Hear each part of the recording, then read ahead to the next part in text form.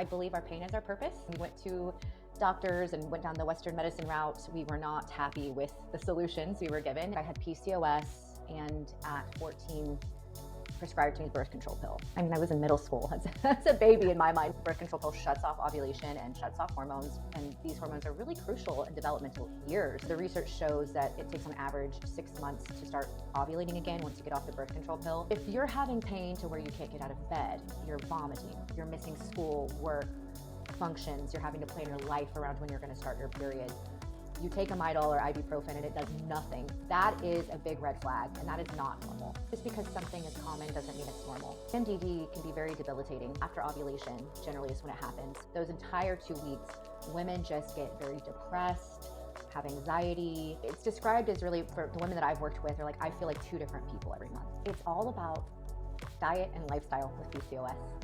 Those are the key factors in rewiring everything.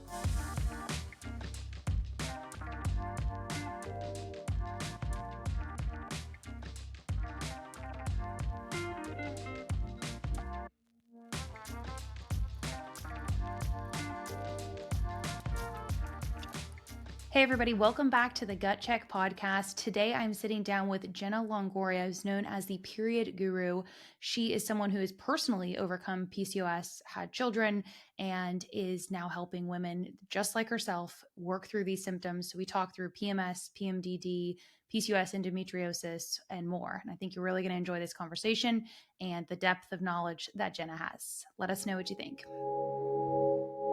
Hey everybody, welcome back to the Gut Check podcast. I am delighted to be joined today by Jenna Longoria, who is with us, and we're going to dive into all things PMS, PMDD, endometriosis, PCOS, and more. So Jenna, thank you so much for being with us today. Of course, Caroline, happy to be here. So let's just start by diving into your background. And, similar to so many of our guests on this podcast and so many, just right now, leaders in the health and wellness space, you had a personal journey that you went through, which led you to the work that you're doing today. But why don't we just walk through your background and how you got into this work? Yeah, I believe our pain is our purpose. And those of us who are in this industry, generally it's something has brought us here. And when we went to doctors and went down the Western medicine route, we were not happy with the solutions we were given. And that brought us into the functional integrative realm. And certainly for me, I have PCOS and endometriosis. So when I was about 14, after I had been menstruating, maybe, not very long, maybe a few months, I had started menstruating. I had horribly painful periods and very bad pain mid-cycle. And then all of a sudden, my periods were irregular. So went to the doctor. They said I had PCOS, and at 14, prescribed to me birth control pill. So I was I was in middle school. That's a baby in my mind. I'm like, that's a baby. So young. And I was put on the birth control pill because, you don't question doctors. And my parents did the best they could, and they loved me and cared for me, but that's what they were told to do. And so I got on the birth control pill, which regulated my periods and made the pain go away and everything. But as we know, birth control pill shuts off ovulation and shuts off hormones. And these hormones are really crucial in developmental years.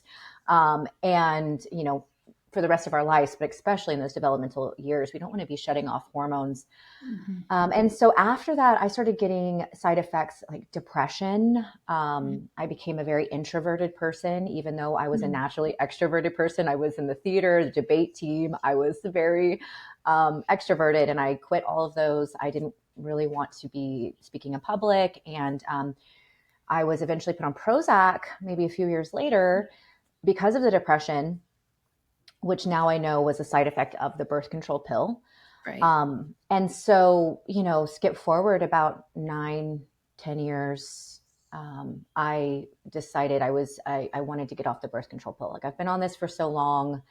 So I just got off of it by myself. I can't tell you why I wanted to. I think it was more of like just this intuition. I don't know.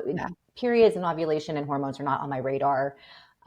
I was in university. I was studying communications. I was assistant producer for a radio show. Like, it was not on my radar, healthy eating or anything like that. And so I quit the pill.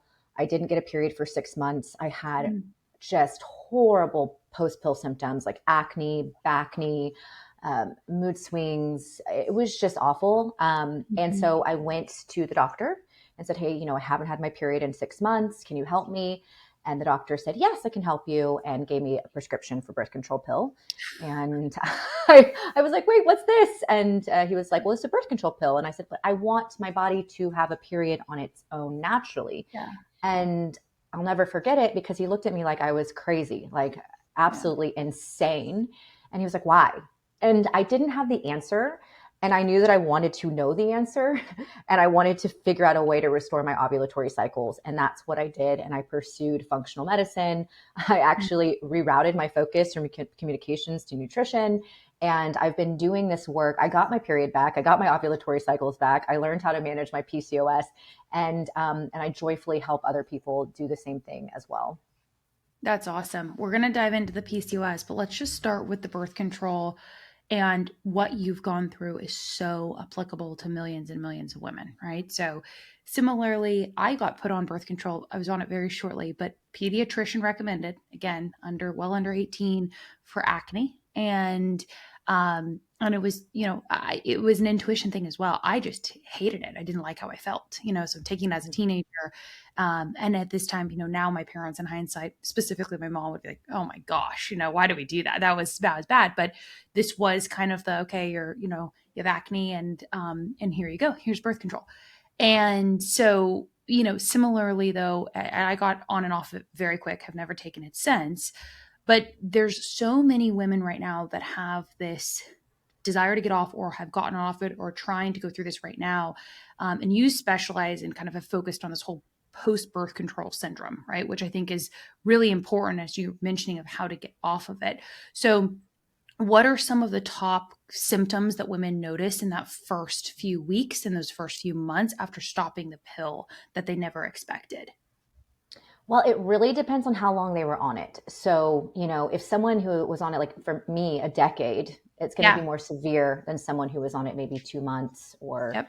Yep. 6 weeks to get a surgery or something. Sometimes in Mhm. fertility, they'll have put you on birth control pill for 4 weeks so they can operate, versus, chronic use or short term use.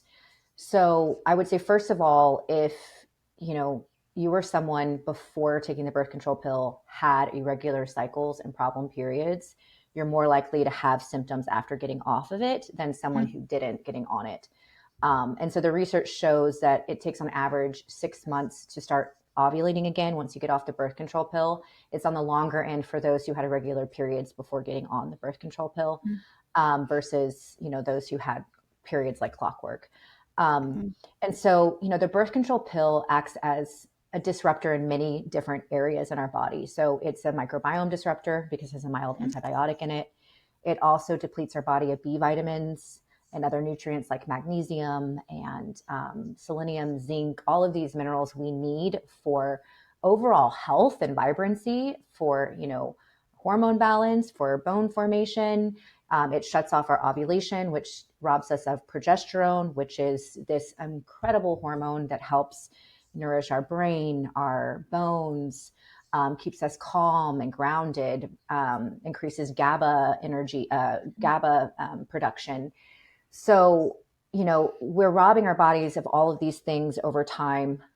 It puts us in a pro inflammatory state. It Right. also increases insulin resistance. So, you're on this for a really long time, and say, let's take someone who's on it for 5 years or more, um, especially if they started when they're young. Right. It's going to take a long time to restore that brain ovary connection that was completely shut off. Yeah. So, people, the first, few days, you'll get that withdrawal bleed from the withdrawal Mhm. from the synthetic hormones. So some people think, oh my God, yes. Some women say, like, I started my period. Like, wow, that Mm. only took 2 days or 3 days. That first bleed is just a withdrawal bleed from the synthetic hormones. Right. And so it's generally like a few weeks later, maybe even 3 weeks, or more. It's around really like 6 weeks where those symptoms start becoming aggressive, where you start Mhm. realizing something's off. And that's when we might see a resurgence of acne, for example, because the birth control pill lowers your sebum levels to that of puberty so that you don't have oily skin and you don't have acne. So what happens is after you get off the birth control pill, those sebum levels they rebound with a vengeance before they regulate. And so acne is a really big symptom, bacne as well. I personally experienced those when I got off the pill. Mood swings and, obviously like irregular cycles. These are all, common symptoms coming off the birth control pill that most women will experience. And a lot of women are wanting to get off the birth control pill because, frankly, people like you, conversations like this, there's more and more information about how it's, not great. Or they're just hitting a point where, to your point of intuition, maybe they want to start having kids soon, all of these things.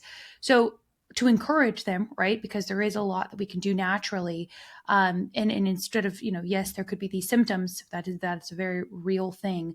But what are some of the things that you can do as you're getting off the birth control pill? What are some of the things that you do and you recommend to the women that come and see you?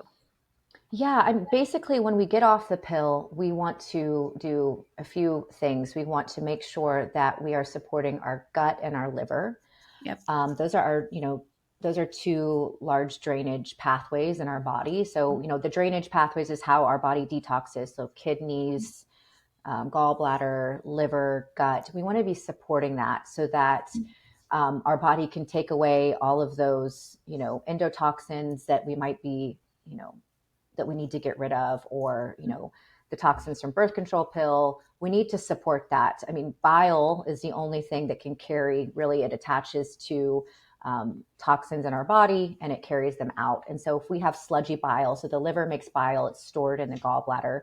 The bile is what helps us break down fats we eat. It's what attaches to endotoxins like estrogen, which is an endotoxin. We make it and we need to lose it every day. We don't want an excess of estrogen running through our body. Right. And typically in birth control pill, we have high levels of synthetic estrogen. So we really want to make sure our bile is not sludgy. It's like flowing free. So we want to support bile. We want to support our liver so that our body can successfully detox from all of these things.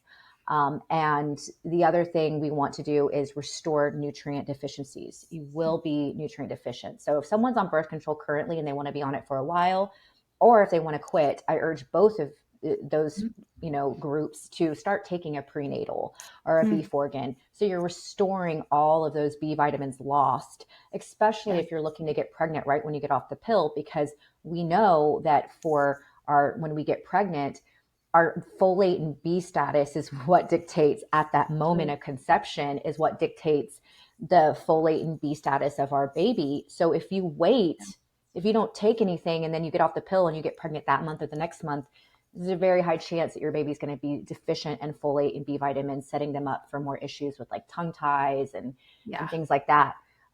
So restoring nutrient deficiencies, making sure your thyroid is good, getting a full thyroid panel, checking in on that, because the birth control pill does lower thyroid activity. And those would be the top three things I would start doing. And then learning how to chart your cycle, get a really good period app, learn how to identify your fertile window, reading your cervical mucus patterns, understanding what happens when you ovulate so you can chart your cycle and start to understand when ovulation comes back. Would be the top three. Those would be the top three things, like chart your cycle, know your body, gut and liver support, and restore nutrient deficiencies. And let's go back to why so many women are put on birth control in the first place. I mean, we've talked about this acne, but then there's also PCOS, endometriosis, which we'll get into in just a moment. But one of the common reasons that, a young woman would be put on birth control is because of painful periods. And something we've noticed kind of culturally, not to, call out Midol, but to call out Midol, right, has been this, cultural movement of painful periods, PMS, all of this is normal. It's just part of being a woman. And then now there's a bit of a differing thought, right? And other people kind of like raising their hand and saying, actually, it's not normal to have super painful periods that take you out for multiple days. Your period is obviously very normal and healthy. It's a signal of health. It's a vital signal of health. But to be in so much pain is not normal, right? And so I would just want to go back to that of, most women thinking that period pain is normal when it's actually not. So what are some of the things that you should be looking out for with PMS and then PMDD as well, if you want to explain what that is to the audience? Because I do think this is an area where there's a lot of curiosity right now. Yeah, so I think that, just because something is common doesn't mean it's normal. So we have a Mhm. lot of toxic traits in our society that are common, but does Mhm. that make it normal? Like, is rape Yeah. normal because it happens all the time? No. Yeah. And, so same thing with painful periods, just because, you know, so many women, I don't know the stat right now, but it's a large amount of women have painful periods. Does that make it normal? Right. And so I think I just would love to just kind of go back to the basics of Yeah. what is the barometer of a healthy menstrual cycle, just to Mhm. kind of put that in check. And so for a menstrual cycle, and a menstrual cycle is not just the period. The menstrual cycle is the entire cycle. It's anywhere from 26 to 36 days, really Mhm. 26 to 35 is what we're looking for. Cycle day one is the first day of your bleed, and the last Mhm. day of the menstrual cycle is the day before your next bleed. So we want that anywhere between 25 and 35 days. Ovulation takes place in a normal menstrual cycle. In a menstrual cycle where there is no ovulation, where it doesn't take place, that's an anovulatory cycle, and so you Mhm. just have a withdrawal bleed. So your period lasts anywhere from 3 to 7 days. Average blood loss around 50 milliliters. Mhm. Anything too little can show us point to certain hormone imbalances. Anything too much could point to hormone imbalances and issues in the body. Um, and pain free. So when I say pain free, that Mhm. comes with a little asterisk at the end. Mhm. So our uterus is shedding a uterine. It's lining. It's a uterine lining. It's shedding that. Our body releases prostaglandins to help with that shedding. So there is going to be some mild discomfort going down there, like kind of tugging or whatever, like slight cramping. Now, this cramping on a scale of 1 to 10 should not go above like 3. So if you're Mhm. feeling it and you're like, hey, this is a little uncomfortable, but if I take a Midol, it completely goes away. I can go about my day. Or if I put a little hot water bottle on it, or if I'm able to lay down and rest for a little bit, it goes away. That is in a normal realm of, you know, a pain. And I wouldn't even call that pain. I Mhm. would call that discomfort from a natural Right. bodily um, process. But if you're having pain to where you can't get out of bed, you're vomiting, Mhm. you're missing school, work, functions, you're having to plan your life around when you're going to start your period, you take a Midol or ibuprofen and it does nothing, Mhm. then that is a big red flag and that is not normal. That means that there's something going on in the body that needs to be addressed. Sometimes it's just as easy as magnesium deficiency. I mean, Right. it's just like, hey, let's take some extra magnesium. Or, there's everyone's different. So I don't want to just generalize, but there's so many different reasons for that. So, and the most common culprit for extremely heavy, painful periods would be endometriosis, is a common reason Right. for that too. And so my thing is, if you have generally what will help address painful periods in people without endometriosis versus people with endometriosis are kind of the similar, treatment plans. So it's like if you go through the process, but those painful periods still persist, then perhaps it's time to talk to a surgeon who specializes in endometriosis, having an exploratory laparoscopic procedure and seeing if there is endometriosis that needs to be excised. And for someone who's hearing this word for the first time, which is still a lot of women, what is endometriosis? Endometriosis is a condition we don't really have. Is it an autoimmune disease? It's not labeled Hmm. as that, but researchers have found that it has a lot in common with an autoimmune disease. It's definitely, there's a component with immune dysregulation, absolutely, Right. um, and also many women with endometriosis have gut dysbiosis. That has Hmm. been made very clear in the research as well.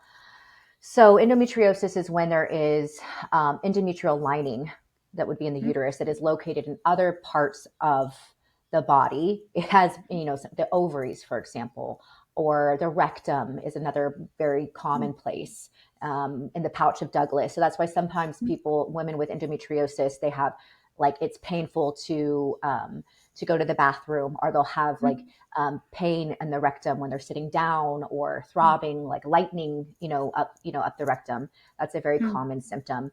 Um, and so it has been endometrial tissue has been found as far as the lungs in Wow. reports of surgeries done. So it doesn't have a stop line. It spreads in Yeah. many different places, but generally around the womb and the uterus and the rectum is a very common area.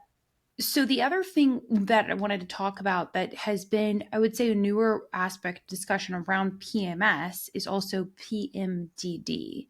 So if you Yes. can go into what PMDD is and how it's different than PMS and why maybe we're seeing more of a rise in PMDD as well recently. PMDD can be very debilitating. It's Mhm. whereas PMS is like 2 to 3 days before a period starts. It's very normal for a woman to experience, maybe like a little bit more, being a little bit more irritable, having less patience, less energy. And that's very common. And as long as it's not, extreme mood swings in those 2 or 3 days, or extreme fatigue or extreme irritability where we're losing our temper at work, or, Yeah. then that's normal. That's completely normal to have, those changes in our mood and our energy levels. But PMDD is when after ovulation, generally is when it Mhm. happens. So the last 2 weeks of the menstrual cycle, those entire 2 weeks, women just get very depressed, have Hmm. anxiety. It's described as, really, for the women that I've worked with, are like, I feel like two different people every month. I am this one person for 2 weeks and I enjoy life and I feel normal. And then as soon as ovulation hits, right afterwards, I just don't even want to be around myself. And, they can't control their temper, or they're so depressed that they just really have trouble, just having a good quality of life. And that's really, typically with Western standard of care, these Yeah. women might be prescribed an SSRI in Right. those last 2 weeks of their menstrual cycle, because they're trying to figure out something with the serotonin. And I get it. Like, at least they've identified that this is real. Those doctors are at least acknowledging it. Okay, like, I believe you. You Yeah. feel completely different these last 2 weeks. Let's do this. But in my opinion, that's not the best course of action. I'm not saying that these Right. medications don't have their place for some people. Absolutely they do.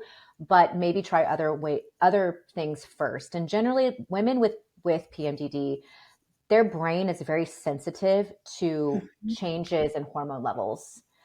And also, they might have some hormone imbalances that could be causing these extreme, um, you know, mood modifications, that, from their follicular phase to their luteal phase. Maybe they don't have enough Right. progesterone, or maybe their estrogen levels aren't metabolizing properly. They're not detoxing well in their body, and they're having these issues. Right. It could be nutrient deficiencies that could be causing these elements in their body. Especially, I love utilizing the hair tissue mineral analysis with my Mhm. clients, showing all the different levels of minerals in the body, because these minerals will dictate what your hormones are doing, what your gut is doing.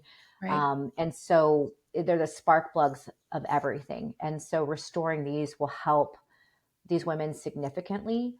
And so, yeah, it is for someone with PMDD, it is definitely a life altering diagnosis, and it can be very difficult to navigate life.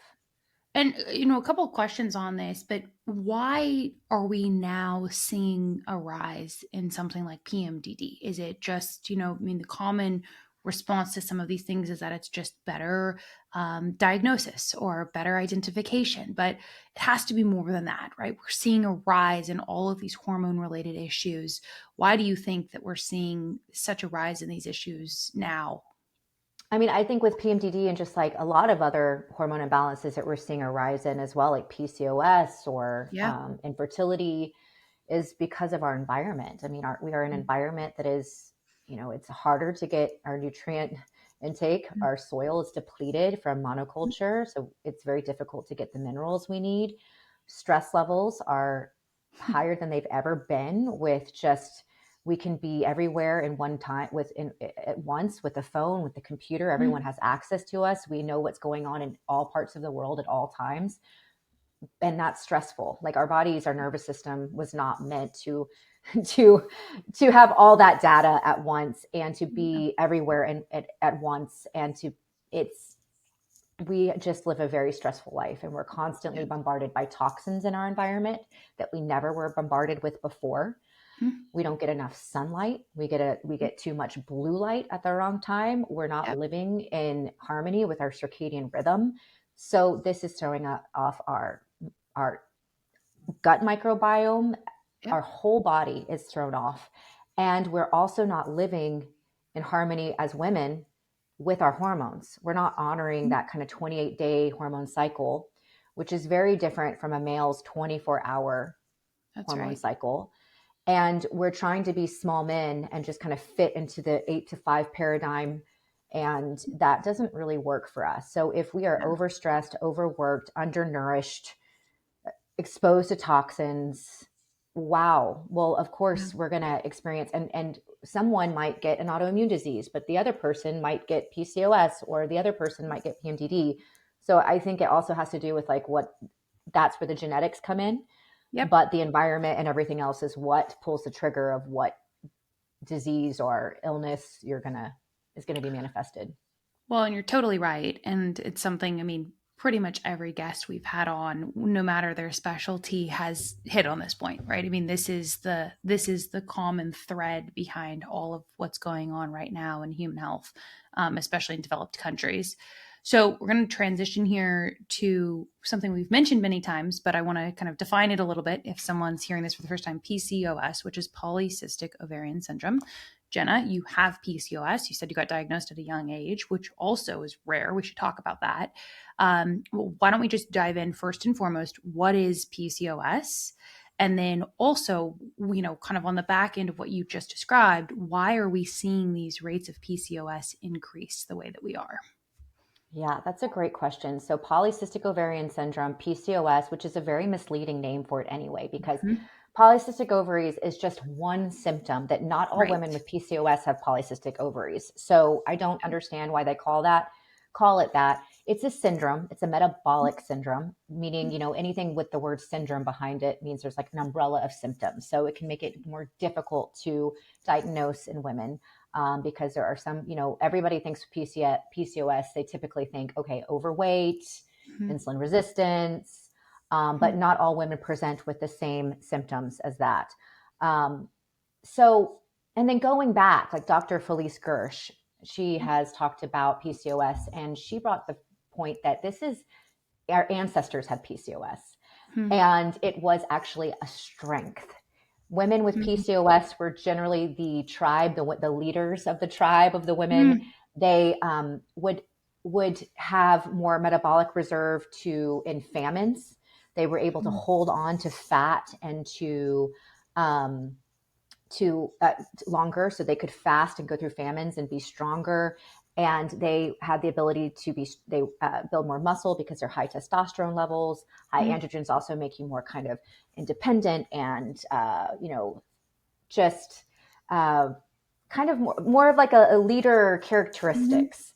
Mhm. And they did not have babies as often as the other women in the tribe, because ancestors spent a lot of their time pregnant and breastfeeding. And women with PCOS, their babies would most likely be spread out a little bit further, which was also Yeah. great for survival. So, in regards to PCOS and how it was presented back in the day of our ancestors, it was a huge strength. Now, where we've come into a issue now, and why we see Mhm. more women with it, and why it's presented as a problem, and why it's the largest cause of infertility in the world, Mhm. easiest one to fix, by the way, but the Mhm. largest cause, is because we are bombarded with these toxins in our environment, namely endocrine disruptors that are estrogenic in nature. They inhibit our real estrogen from getting into the cell, because the synthetic estrogen is blocking those cell receptors. And women with PCOS are more sensitive to these chemicals, to these endotoxins. And so, and our diet is now more Western standard. We're not now just eating meat after we hunt, and berries and nuts, which is really great for PCOS. It's a great Yeah. supportive diet. Yeah. That's a low carb, high protein Yep. diet. And now what are we eating? Right? Standard American diet. Most of us Yeah. really carb heavy, sugar, processed foods. So this PCOS, which used to be a great thing for survival and for procreation, is now become the leading cause of infertility and death too, if you think about it, because women with PCOS are more prone to diabetes and heart disease in their older years. So if it is not taken care of when they're younger, then they are more prone to die from one of these illnesses. So it's I yeah. want to go back to something very well said. I've never heard, and I've heard a lot of different explanations of PCOS. I have never heard anyone talk about ancestral and explaining it that way. It's a very great way of explaining it. So let's go back to this, because there's obviously the fact that, just to unpack it and reiterate this, which is important, PCOS, polycystic ovarian syndrome, it's a very misleading name for one. And it is this sort of soup of different symptoms, right? That present themselves in Yes. different ways. I It's can give the very, criteria if you'd like for what. sure, go for it. Yeah. So most doctors, there's a Rotterdam criteria, which Yep. not all doctors use, which is the gold standard. And you have to have 2 of 3 symptoms, and that's anovulatory cycles, Yep.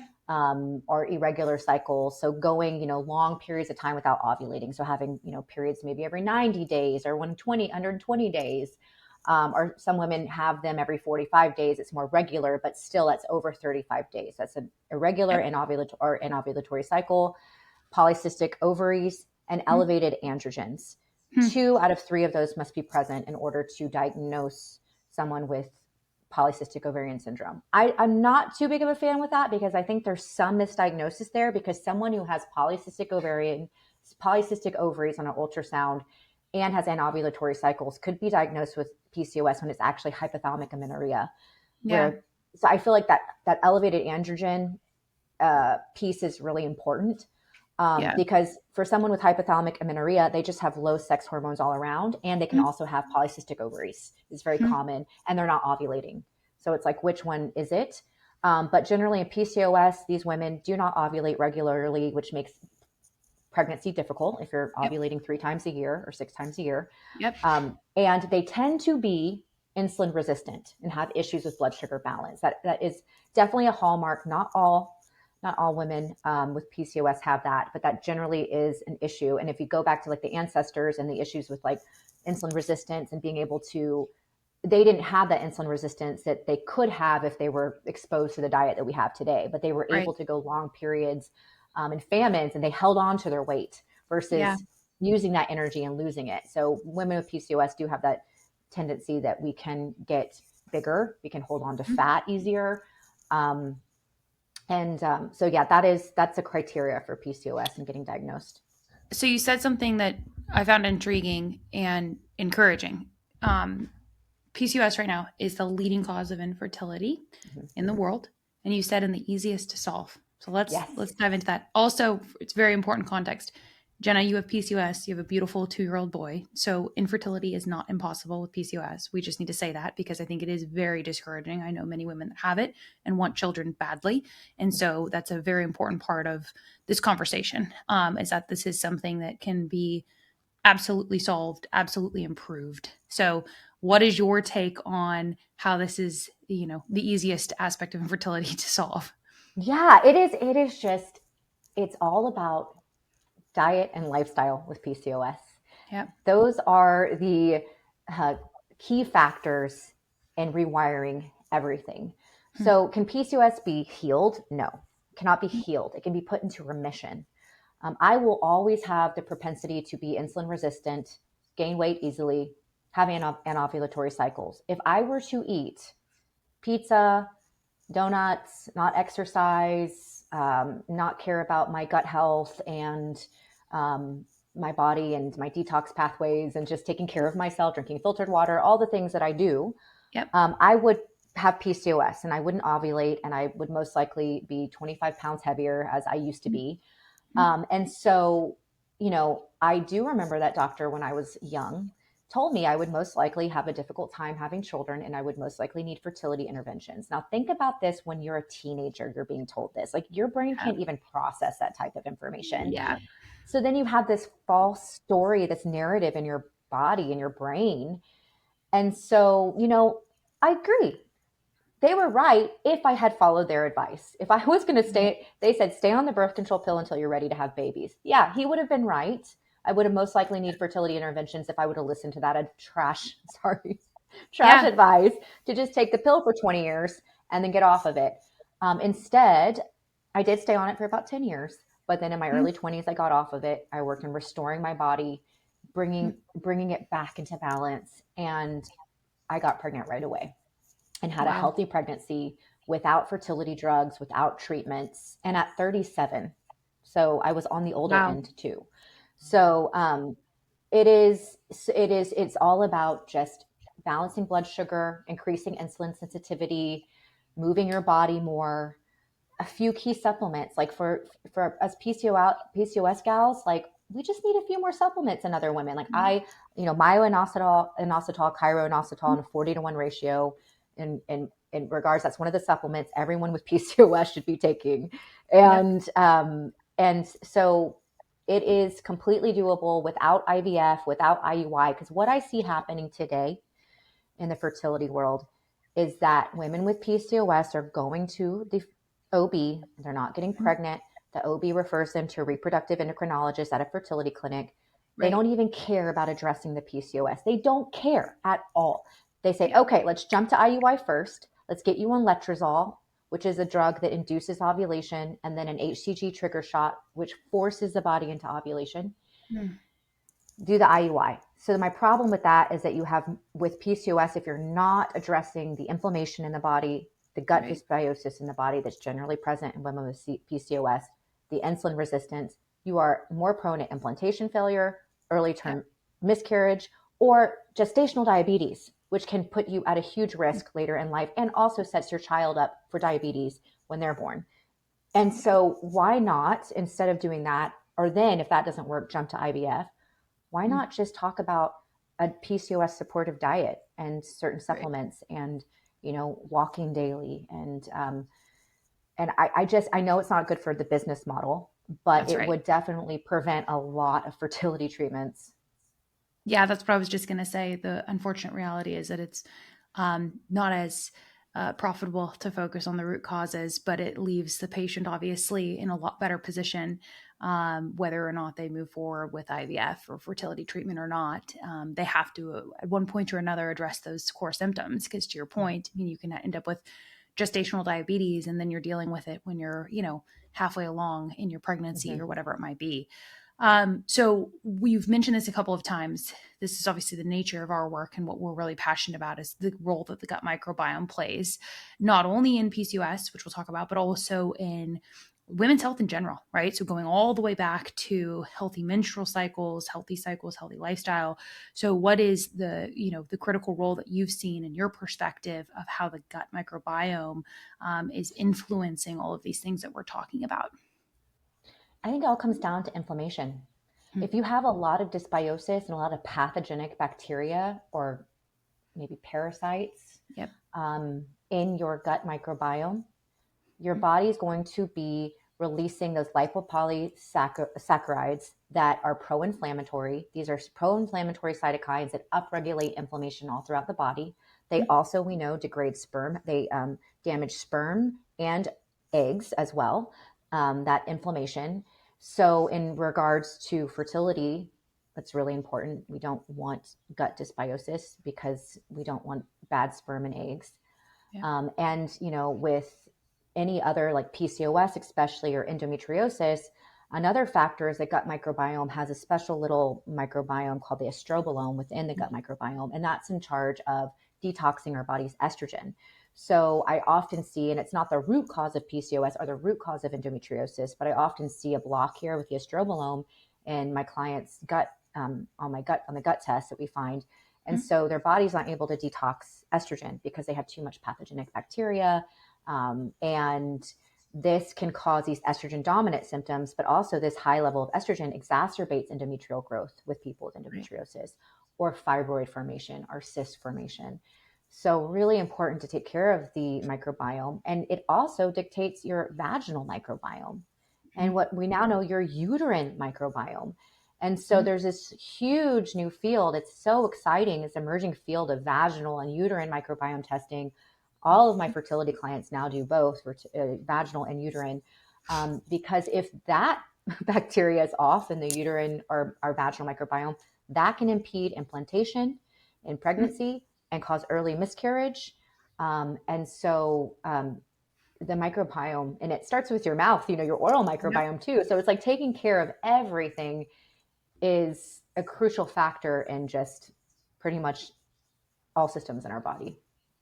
So one of the things that's a massive aspect of lifestyle when it comes to, diet, particularly that we're missing, is fiber, right? And so fiber, there is definitely kind of a school of thought that fiber sort of fixes everything, which it does certainly help.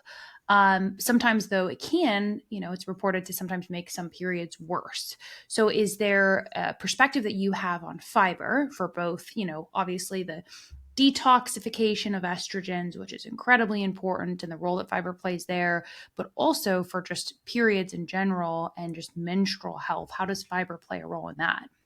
Yeah, fiber is really important. And I know there's some camps, they're like the carnivores and stuff, like they say, you don't need Yeah. any fiber at all, no fiber at all. And like maybe therapeutically for people with like severe autoimmune issues and gut Right. issues and SIBO, maybe cutting out fiber for a short period of time while I address those imbalances could be beneficial. But let's just assume that we don't have those and our gut is in a okay place.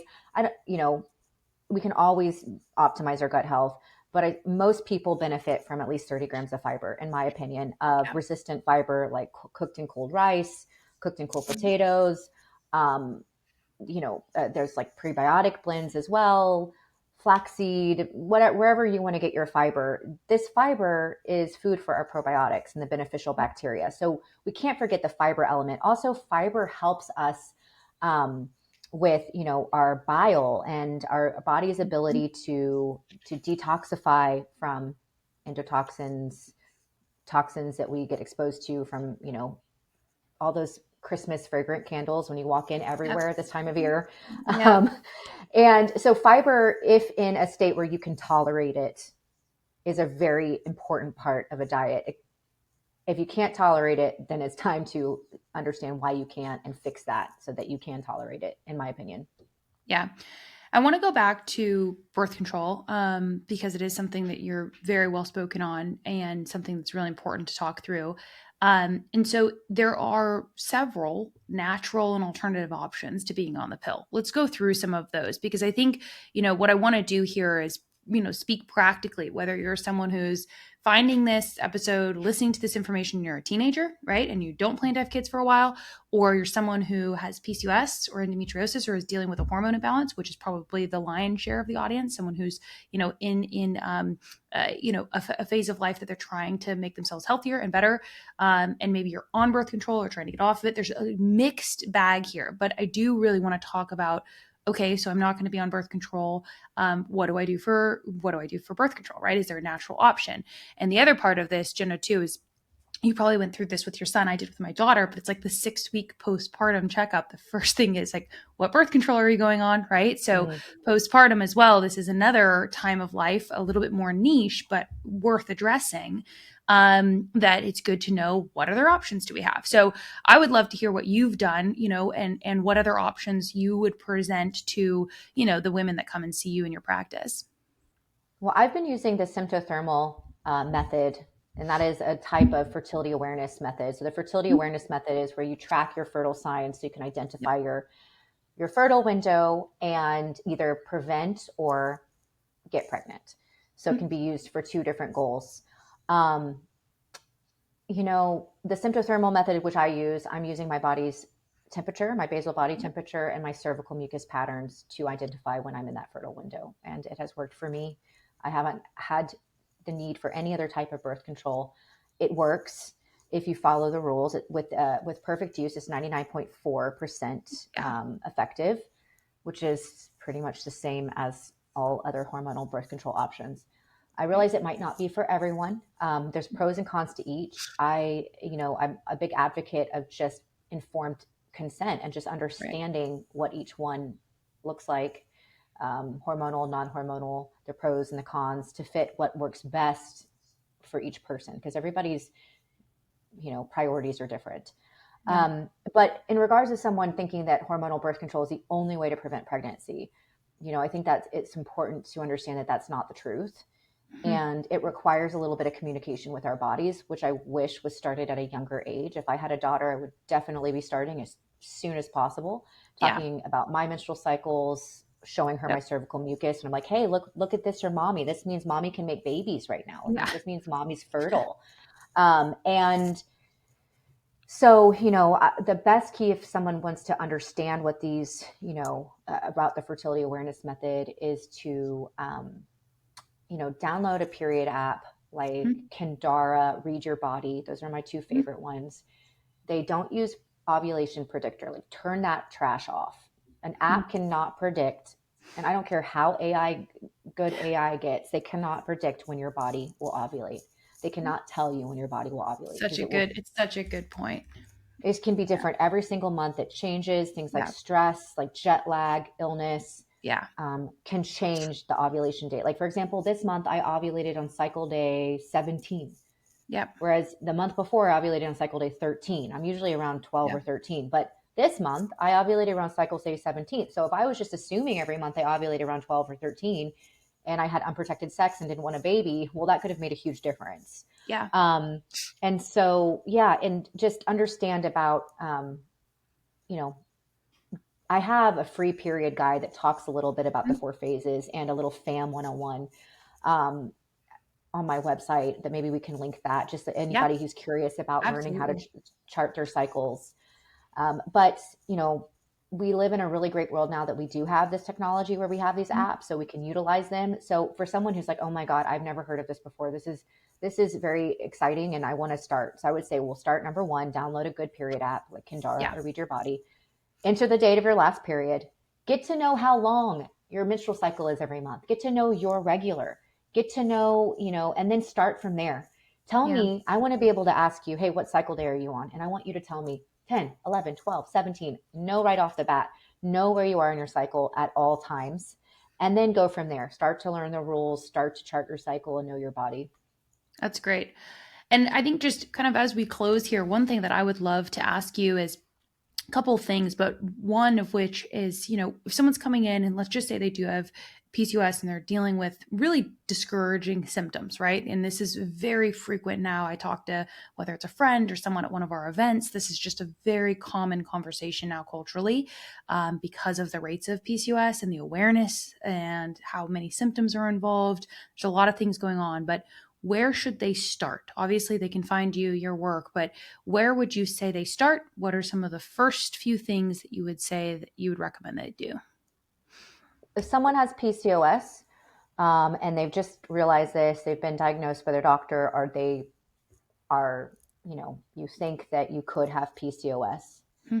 I would start focusing on a blood sugar balancing diet. So, Hmm. not eliminating carbohydrates. We need carbohydrates, but making, carbohydrates like a fourth of your plate and focusing on more complex carbs like potatoes and whole grains and, a fourth of your plate leafy, vegetables. And then, the other fourth, 30 grams of protein, and making sure you're getting enough protein throughout your day. So at least 100 grams of protein a day for women with PCOS, and really just every single woman, Right. really, fertile bearing age. They should be getting breakfast within 60 minutes of waking up that has at least 30 grams of protein. Yeah. And that's a really great place to start. Um, if this whole diet thing is so new to you and it's not anything you've been, exposed to, work with a dietitian or nutritionist Right. that specializes in PCOS. Yeah. Invest in a few sessions because going to your OB, who I know is covered through insurance, they're probably not going to be able to give you that, advice. That is not really their strong suit. By all means, go to your doctor. That's great to continue to, go for your checks and all of those things. I'm not saying don't go to your doctor, but if you're looking for nutrition and or advice, go to a nutritionist or a dietitian. Yeah, it's a great point. And the other thing too is, I mean, there's so many resources now digitally that you can start with, like your free period guide. There's Mhm. so many resources that you can start Yeah, with and you can learn, which is that is the positive. And and I think great that books out there. The really, great really books. good books. Yeah. What? I can't remember her last name, Fiona something. I can't remember her name, but she has a really good PCOS guide. Yep. And I have a article on my website that is all about PCOS explained. So for someone who Awesome. has just been diagnosed, this kind of breaks down what it is, why it happens, first Yep. steps, recommended supplements. It's, there's so much more information out there than when I first got diagnosed at 14. I was like, what's that? Yeah. I've never heard of that before. Well, and the other thing, Jen, I mean, you've been doing this now for over a decade, right? And so, and you've solved these issues for yourself, which I think is the most powerful thing. When you look at, two different groups of women, but if you look at the women who really succeeded, right, and have healed their bodies, someone that's like yourself, figured out insulin resistance, had a child, all of these things, versus ones that are struggled or staying kind of lost, if you will, trying to figure out the solution. What do you think the difference is between those two groups of women that you're seeing? Definitely their diet and exercise. So Yeah. making protein a priority, making sure they're getting breakfast, lunch, and dinner and 2 snacks, because when with PCOS and we're prone to blood sugar instability, Yeah. cutting out all of those Western carbs, like carb heavy diets. Yeah. Doesn't mean not enjoying life and having a piece of cake at a birthday party or Yep. having ice cream out with your kid when you go, it doesn't mean you have to not eat any sugar or any carbs. It's just making sure. I think one big thing is when with PCOS, we have to eat protein with our carbohydrates. Yeah. We are not like other women, like some women who can just have like a whole baguette with some butter and be like, that Yeah. was great. Like for us, that would put us in a hypoglycemic state, Yep. just not good for our blood sugar. We need to pair carbs with protein. And, for those women who can get by with it, well, they won't get by with it forever. Wait till perimenopause hits. That's right. So PCOS is actually, I am so happy that I have PCOS because now I'm in perimenopause. And the way you should eat for perimenopause is very similar to PCOS. So I already know how to do this. So, that's definitely a big key. And moving your body. It doesn't Yeah. have to be like hit every day or 2 hours at the gym. Like go for a 30-minute walk daily Yeah. or a 10-minute walk after each meal. Just move your body. Yeah. That's what I see them awesome. do, moving their body and adjusting their diet to suit their needs. That's great. And then just final question here. I mean, as we look at the future, and there's a lot of what we've discussed that can be overwhelming or discouraging for so many people, I think there's also, the aspect of this that's optimistic, and that we are living in a time and an age where there's a lot of resources and a lot of ambition, especially for women, but there's a lot of ambition to improve and to get better and to heal. What's something right now that as you kind of look at your practice and everyone that you're seeing over the next year that's encouraging you or a bit of optimism with all of these health conditions that are going on? Just how well the body responds to Yeah. getting the nutrients it needs. Mm-hmm.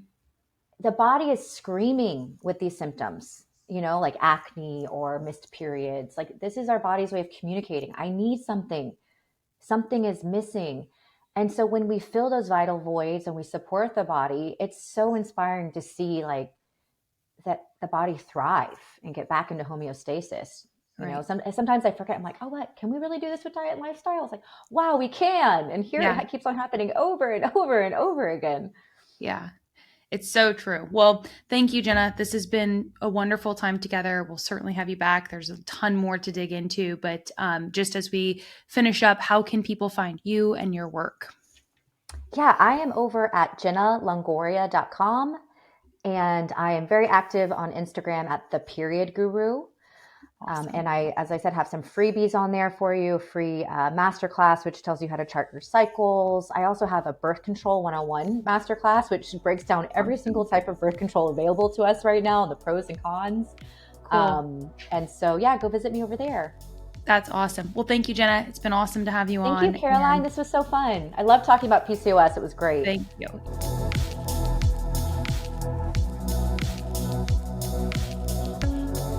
Hey everyone, thank you so much for tuning in to the Gut Check podcast. If you enjoyed this episode, leave us a comment below. Let us know what you think, like the episode, and share it with friends and family who may also benefit from learning about these important and educational health and wellness topics. You can find the Gut Check podcast on YouTube, also on Spotify, Instagram, and TikTok. The Gut Check podcast is brought to you by our team at Daily Nori. Daily Nori makes probiotic and prebiotic solutions accessible to all because good health starts with gut health. To learn more about Daily Nori, please go to www.dailynori.com. Thank you.